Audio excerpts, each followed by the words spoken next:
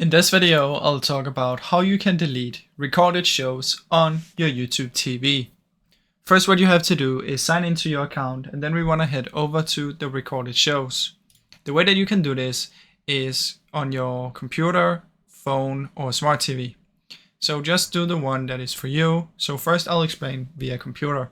You want to go to tv.youtube.com, click on library, and then what you want to do is select the show, and then you can simply delete the recording by pressing on the three dots and remove from library. On your phone, you want to download the app, go to library, and then find the show, and then three dots and remove from library. On your smart TV, you can either go to the browser and type in tv.youtube.com, or you can download the app, and then you just want to do the same as on the phone. So that's basically how it works, guys.